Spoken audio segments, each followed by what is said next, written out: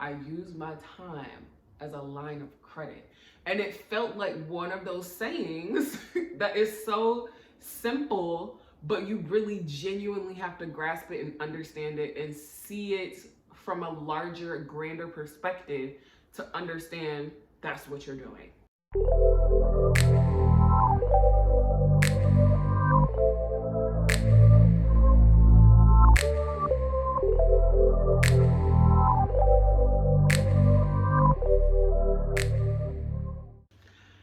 Hi, welcome back.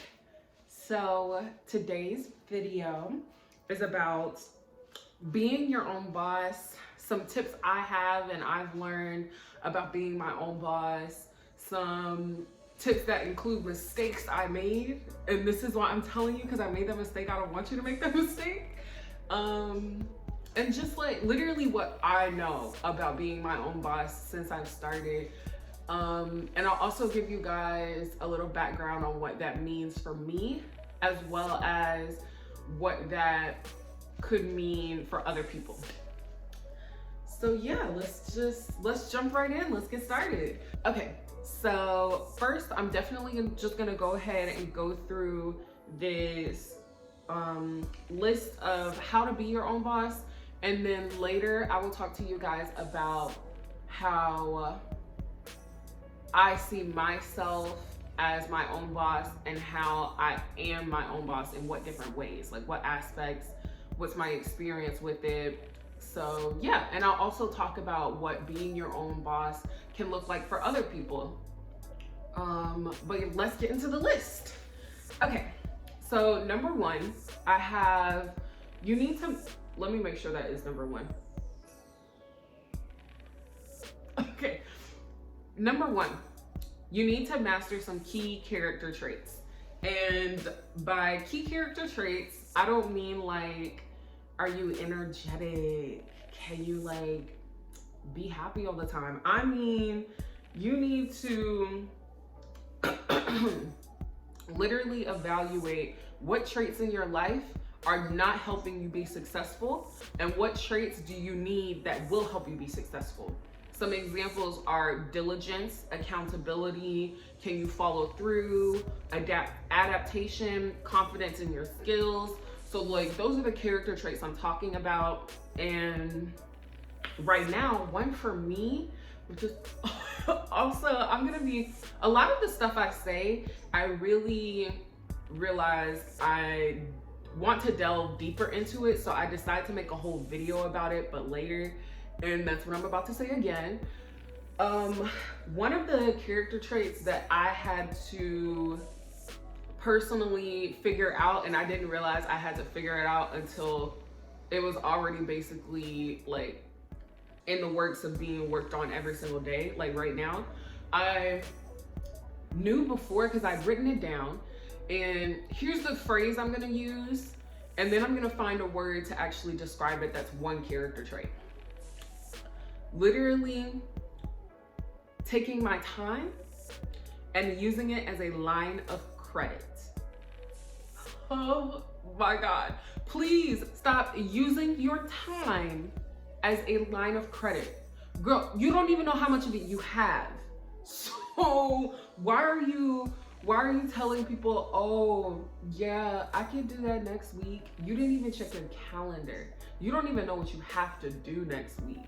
What time are you giving away that you don't even know about? You didn't even check your credit limit. That's what you just did. You said, I'm gonna use this credit card and I'm not gonna check the credit limit. I'm not even gonna see when the bill is due. I'm gonna just start using it. That's exactly what I was doing with my time. And going through my life day to day after, like, I feel like I had a giant mindset shift in the last like 4 weeks. And after I completed that shift, and I'm working on this every day, and I'm not just like in the beginning stages where I don't even know what's happening, I am literally like, oh my God, what were you doing? I would literally do things like I said, telling people you can do something when you don't even know what you have to do. I would be like, my favorite was to be like, I'll do it later. And you know how people have that saying where they're like, if it can be done in 3 minutes, then why wait until tomorrow? Like, that's a saying that like really moves people, and it's like, oh my God, like, you're so right, I should just do it now. And it makes things sound so oversimplified and really nice and neat, and like it's that easy to just change your life around. But when I literally was sitting, I don't remember where I was sitting, and I was like, oh my God, I use my time as a line of credit. And it felt like one of those sayings that is so simple, but you really genuinely have to grasp it and understand it and see it from a larger, grander perspective to understand that's what you're doing. So yeah, that was my trait one of my traits that I really needed to work on. And just list some traits in the description below that you immediately thought of when you heard this, or you've heard other people need to work on these things, or they're really good for business ownership. So drop those in the comments. But we're gonna move on to number 2. Okay, number 2. You need to set work times and days and separate your work from your home life. Give yourself a routine, a work week, etc. So,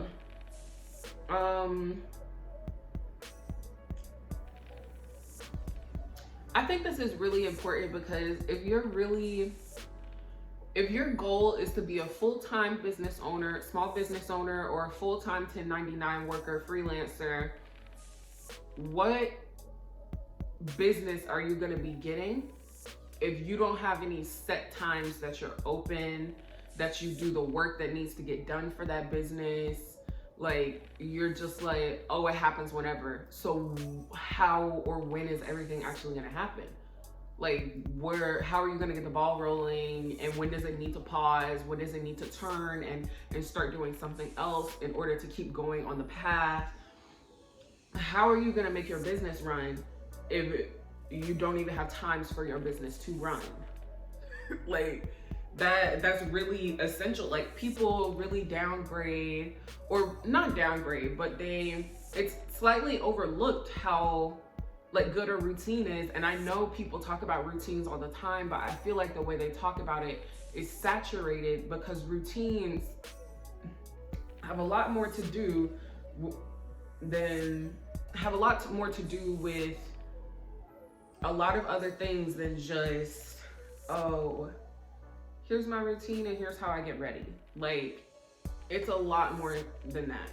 It's a lot deeper than that. Yeah, and then I'll run through my being a boss routine for y'all real quick. So right now, my routine, Mondays, Wednesdays, Fridays, Saturdays, I work, and I do that from like 9:30 to 5 to 6:30, just depends. And I also work on a lot of YouTube stuff on those days. That's part of my freelancing and my business. I count YouTube as that.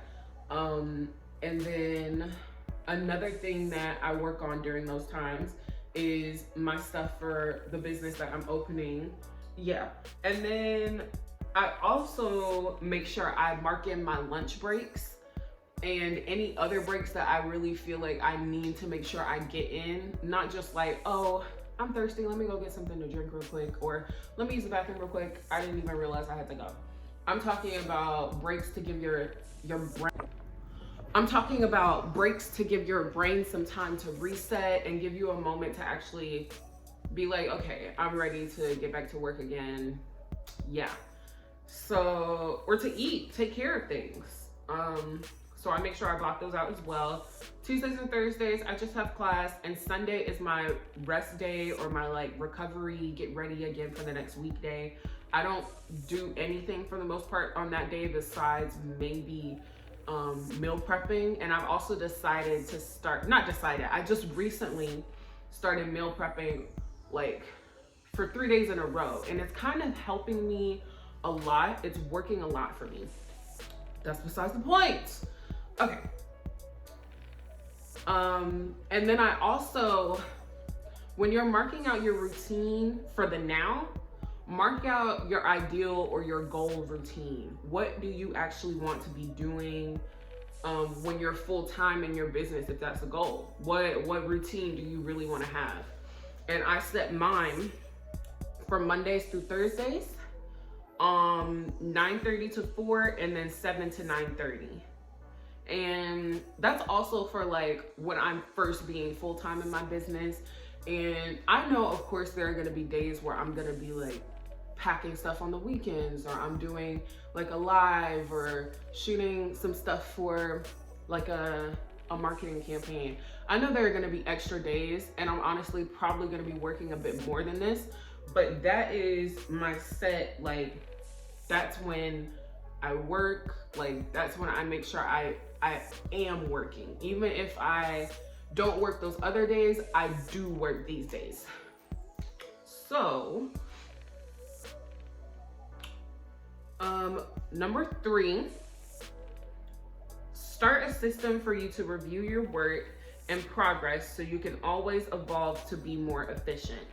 I think people really overlook how amazing efficiency is.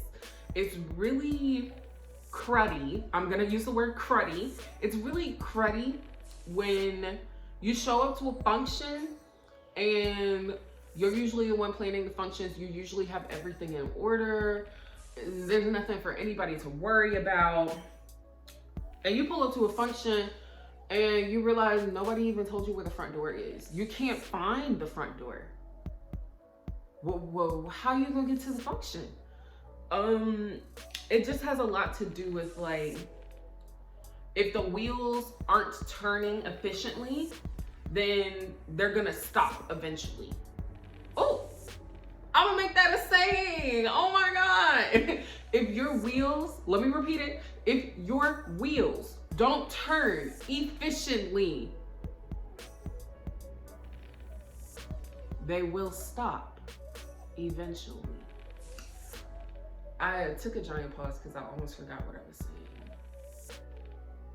saying. Okay, so keeping that in mind, some ways to keep track of things or create a system. Keep track of when you scheduled yourself to work as well as when you actually worked, and see how well it's matching up. If you've accidentally created a whole nother pattern that works better for you, that's something to notice and to understand and to change with the routine you thought was gonna work. That's how you become more efficient. When you're paying attention to the things that are working and the things that aren't, that you put in place, you need to keep a record of the things you put in place. So you know, if this thing is working, checkbox. If this thing isn't working, X. And let's figure something else out. Making sure you're tracking everything. Like, you need to track it all. An example of that for me is I'm using a little tracking system to make sure I upload when I say I'm gonna upload, I film when I say I'm gonna film, I edit when I say I'm gonna edit, I outline my outlines for my videos when I say I'm gonna outline. Like, I am keeping track of all of that, and I'm keeping track of my analytics and my engagement on YouTube. I haven't started with Instagram. I haven't really figured that out, but I should probably try because it will help boost my YouTube as well. Anyways, yeah, I'm tracking my analytics and how well different topics and videos are doing on my channel. I'm in the future making sure the videos that were working in the past, I kind of not recreate, but I do along the same type of topic. I'm just making sure that the things I'm doing are picked up by all of YouTube's algorithms and boosted out to people so they can come to my channel and gather and create a larger community. So that's part of tracking, analyzing, and developing strategy or adapting strategy. That's what I will call this step. So number 4, let me make sure. Okay. Number 4 is, for scalability purposes, always think about what work might need to be done by someone else in the future as your business grows. So, and by that, I just mean like, if you're working on your business and you're like, I really like keeping track of all my spending and all my expenses, that's a little much for me. I need a bookkeeper or a bookkeeping software. I need something to help me out. That's how you know you need help in that area. You need to make sure in the future, when you're much larger, and probably as soon as possible if it's bothering you at the beginning or like a bit hard for you at the beginning, you need to make sure you are keeping in mind, you need to hire someone for that. You're gonna have to hire someone, pay someone to do that for you, because either you can't, don't know how, or don't want to. That's just that. I know for my business, which is an online e-commerce business that I'm gonna be opening, I'm gonna need somebody to run my social media or plan my social media and strategy or something like that, because it's kind of like hard. And you think about it, if you go on Instagram right now and you look at a business's page, they usually post, not even stories. They post like 3 times a day, 3 different posts a day. And then their story is full. They have their highlights, they got some reels, like it's a lot of content. Bruh, your eyes are green in my camera. Okay. It's a lot of content that they're putting out on a daily, regular basis, and they don't miss a beat. So I know if I'm gonna be doing that, and by if, I mean I am. I know I'm doing that, so I need someone to help me with my social media. Like, when I thought I was going to be opening in like late November this past year, my e-commerce. And when I was doing my social media strategy, I was planning it out for a month, and I literally couldn't even finish the content for week 1. I was like, this is so much. It's taking all my creative juices. So that's something I know I'm gonna have to invest in as soon as possible, and not just for scalability, but especially once I'm bigger, I'll probably have someone to plan the social media and someone else to post it, or I'll have that same person plan and post it, and it'll probably be on like in one of the softwares that automatically uploads it for you. So another thing to keep in mind with having to hire people and scalability in the future, you need to think about if you'll need payroll later. So especially if you haven't even opened a bank account yet, I would take a look at the banks that you're looking at and see if they have a payroll option. See if you would like it, if you really want it, and that could be a factor in what bank you choose for your bank account. Yeah.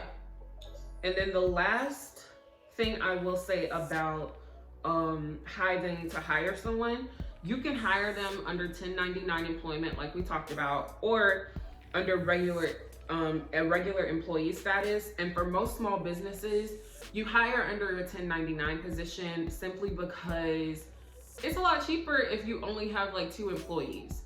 Because when you start hiring actual employees, you have to provide benefits for those employees. And you also have to like register with things for taxes and make sure you're holding their taxes and setting that away. And it's a lot if you're just like, if you're a brand new business and you're really just trying to get someone in to help you with making sure everything is running in your business, and not necessarily looking for someone that might add another stressor for you to think about. So number 5, keep your finances in order. So basically with this, you need to keep track of your spending, keep track of your expenses, and you need to not only keep track of them, but review them regularly and make sure that everything that's happening within your business's account is what needs to be happening. Especially if you have vendors, make sure they didn't double charge you for something or charge you for something that never got sent. Like, make sure you know what's going on with that account, what's going in, what's going out. You need to literally know your finances, especially if you're someone who's thinking of getting investors in the future, or maybe becoming a public business instead of a private business where people can buy shares in your business. You need to make sure your finances are straight. So, and you need to know your finances. Another thing about finances, keep your personal and business finances separately. If you are the owner and you don't want to make yourself an employee of the company or a 1099 employer, and you're just paying yourself as a business, not as a business, you're just paying yourself as an owner, make sure that you're doing that. You have a schedule for when you do it. You have a certain amount or percentage of profits or revenue that you do it of. Like, make sure you have a system for how you do it. And you need to make sure you're not pulling out from your business when your business needs that to thrive and to grow. You have to grow your business before you can even start reaping the benefits. Otherwise, you're just gonna be making this, like, the first 3 months of sales, you're gonna be like, okay, that's nice. I think I'm fine here. I don't really wanna grow my revenue. So even though our business is only making $7,000 a month, and our expenses plus our inventory costs are like $4,000 or $5,000, I'm gonna pay myself $4,000 or $5,000. How does that math make sense? Because 4,000 plus 4,000, which is the minimum of both that you said, that's 8,000, and that's definitely over how much profit or revenue rather that you said your business is having. So how does that work? You need to make sure that you're not trying to advance your personal finances off of your business finances. Yeah. Make sure you create your quarterly and annual budgets and financial projections for the future. I would say 5 years. That's usually what, like, business plans have, 1 to 5 years. And if you're looking for grants or loans to start up your business, you definitely need to have your financial projections ready. I actually just finished my financial projections for the first year of business, which is something that should have happened a long time ago. I had done like 1 month of projections and just like was like, oh, it'll happen like over 12 months. But I actually went in and was like, okay, if my business grows this much and my profit margins are this much, then how much revenue will increase each month? So I literally went in, and I also went in and said what I was spending the income on. Of course, this is general until I actually open the business and know exactly what I'm spending it on. But yeah, I put expenses, I put how much I'm gonna reinvest back into my inventory, and then I put how much I'm going to reinvest back into the business, like separate things that need investing in. If I need to upgrade my office space or some software or equipment, if I need to take a workshop or a class, like those are other investments into the business that cost money. Oh, for finances, if you need to, like I said earlier about bookkeepers, if you need to hire a bookkeeper, do it. Because you don't want to mess something up and then the government comes around and you have to pay taxes and they're like, we got some questions for you. You don't want to mess anything up. So unless you're confident that you can figure it out or you already know, look into at least a bookkeeping service, something like QuickBooks. I know people talk about that a lot. I actually plan on using it once my business is open, but right now I'm using something called, I believe I'm using Mint, or like their business version that's not exactly QuickBooks. And that is like, it's more of like you have to manually input things, but it does link to your accounts, show you how much you're spending, what you usually spend on. So that's also a way to look at and track the analytics of your business and what's going on. Just make sure you have software that does it for you already. Okay, number 6, and then we have one more. I'm kind of like pacing through the rest of this because my food is done now. But yes, number 6, how well your business is doing is not a direct reflection of who you are, but the actions you take for your business and the current state of consumers as buyers. So if you are starting your business and the first 5 months, it was like, oh my God, this is bomb, this is great. I never expected this much like engagement from customers and this much sales. I never expected this. Oh my God, it's so great. And then all of a sudden, something is just up. What kind of business are you? You are a chicken and waffles restaurant business. So all of a sudden, something is up. And you're like, what is going on? And it's because, you know how recently, or not even recently, maybe I'm just grown enough now to understand when it's happening.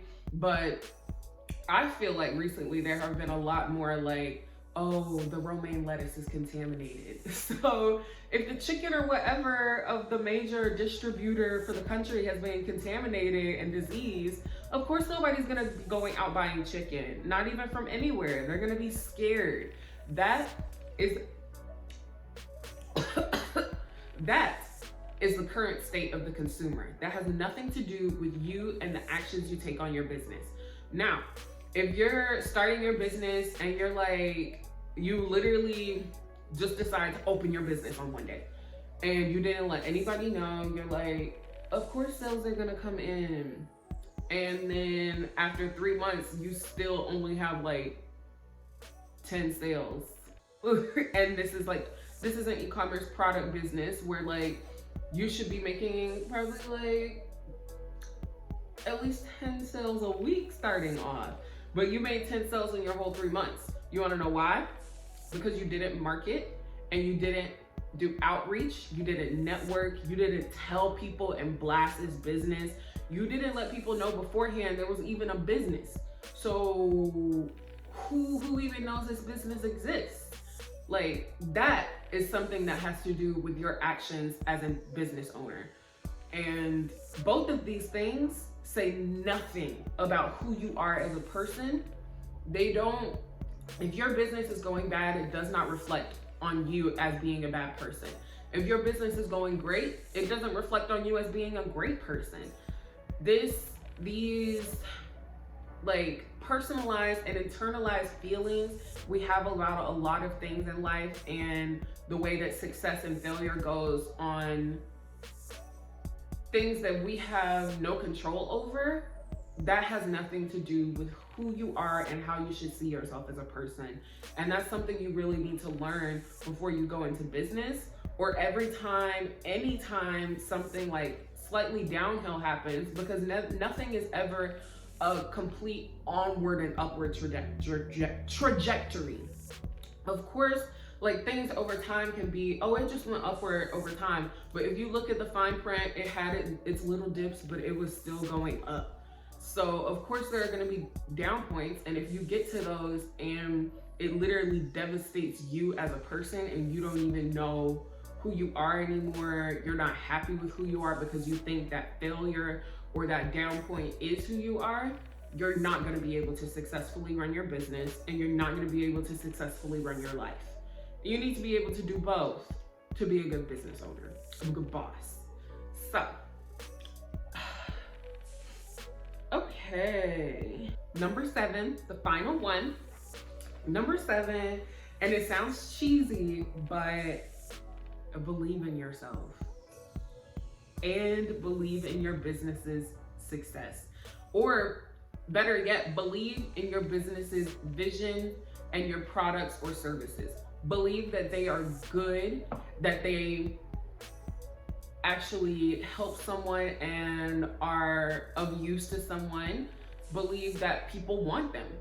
If you don't believe people want your products or people are interested in your business, how are you ever going to be like, okay, yeah, I think people will buy from me? You're not going to be able to successfully and confidently launch a business if you feel like no one's ever actually going to buy anything from you. And another thing about trusting yourself, you need to trust your ideas and your creativity. When you come up with something, and if you have negative people around you or just naysayers, anybody, and they're like, nah, I don't think you should do that. That's not, like, why would you even do that? I wouldn't do that. Okay, well, that's you. That's not me. I believe in my idea. I believe in the success I will have. I have already. I believe in everything that I have done so far to make sure that this works. I believe it will work. And if it doesn't, I know I can adapt to make it work. So believe in yourself and your creativity, your ideas, and what you're doing this for. If you have family or friends who aren't supporting you and are naysaying you, telling you you don't even need to be doing anything, you're gonna fail anyways, you should probably reevaluate those people's positions in your lives, how close they are to you, if they should even be in a position to be advising you if you ask them for advice, if they're only gonna downgrade you and make you feel bad about yourself. That's A. B, surround yourself with people who actually uplift and support. Like, you need to be able to be around and see it on a constant basis that not only do you want to succeed and you know you will, other people want you to succeed and they know you will. So for me, being my own boss has two different definitions. A, the one that's like general and has to do with actual finances and owning a business, or not having an employer, basically an actual employer. And for me, that generic definition has to do with being a 1099 employer, a freelancer. I've worked for Uber Eats, DoorDash.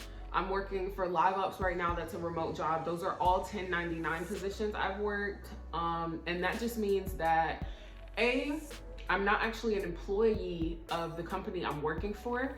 I'm just contracted out, and once that contract or that period or whatever ends, I no longer work for them anymore. There are no actual ties from me to that other business.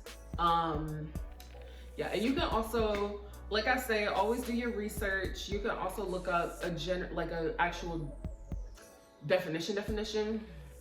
But another big thing that 1099 employment is, your taxes are not taken out of your income. You get paid. So if you're working a 48,000 salary job, right? And this is a salary job. You're not a 1099 you're not employed under 1099. So that $48,000 job, when taxes come out, you won't actually be getting $4,000 a month. It's more like $3,000 a month. But if you're a 1099 contractor, you get that whole $4,000 and you set your taxes aside yourself.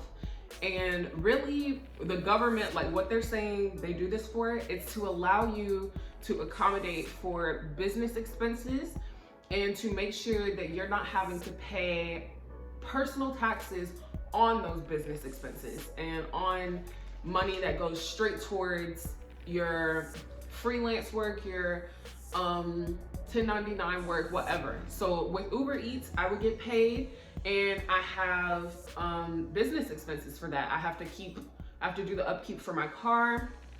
I have to put gas in it all the time. So gas, oil changes, if like I run over a nail or some glass while I'm working, that's a work expense. So just having that full load of how much you're getting paid really helps you to see A, what your expenses are, B, what you're spending, and C, how much you actually, like how much really goes in and out of your accounts each month. I really do genuinely feel that, because I've also worked regular employment jobs. Those were summer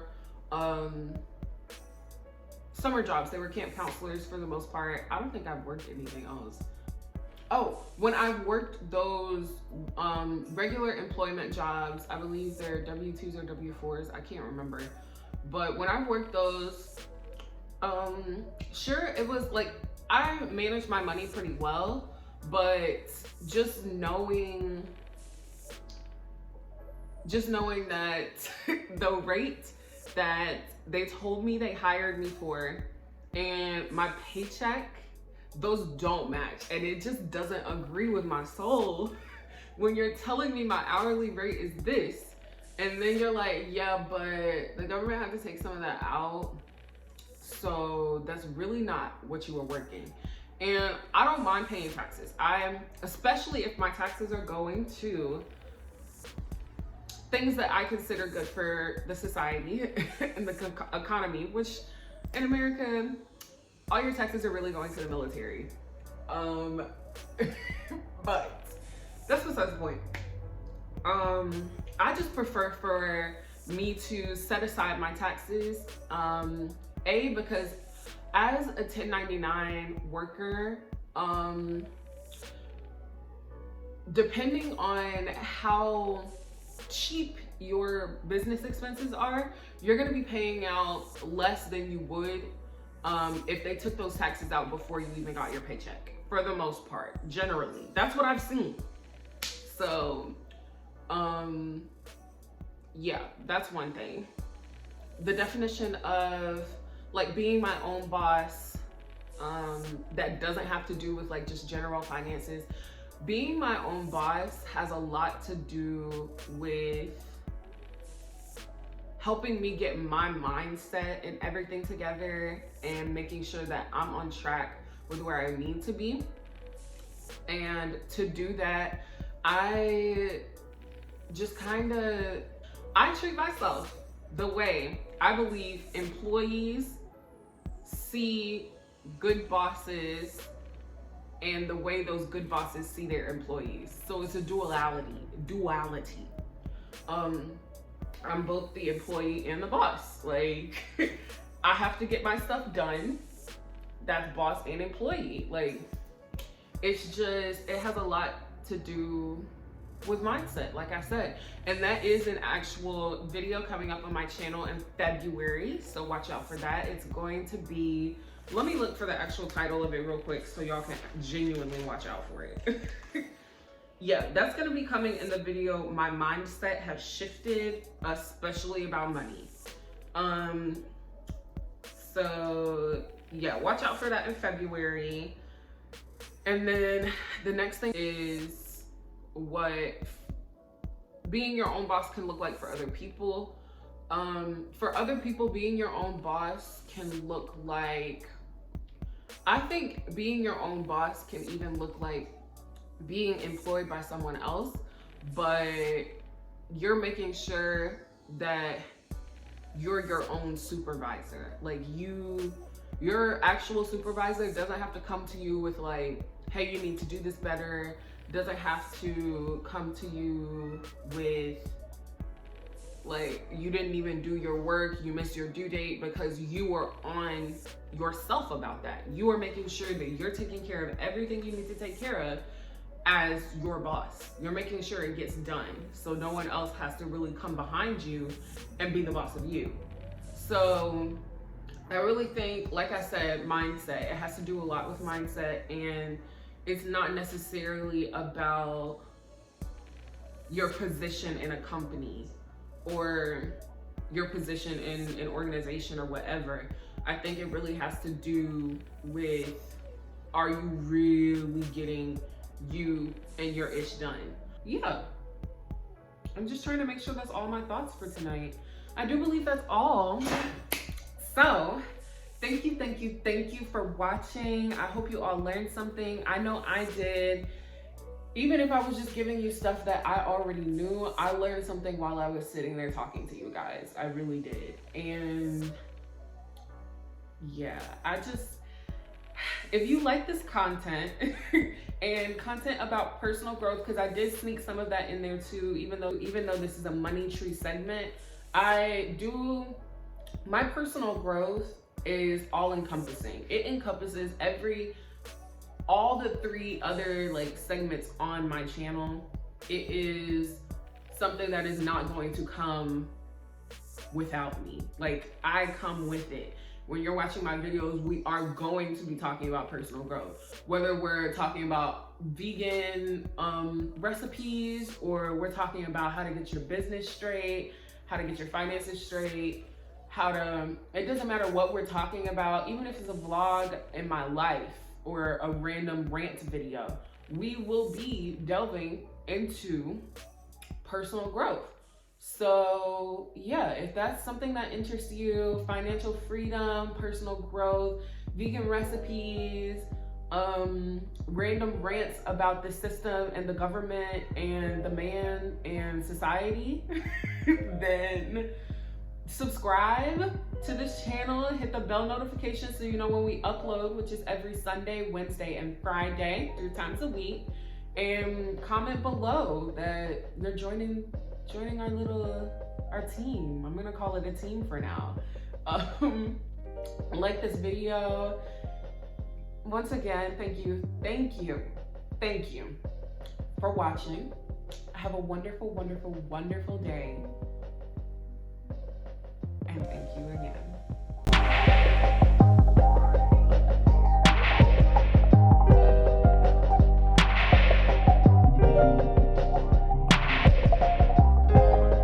Today's video, as you can tell by the title, I have always wondered why YouTubers say that.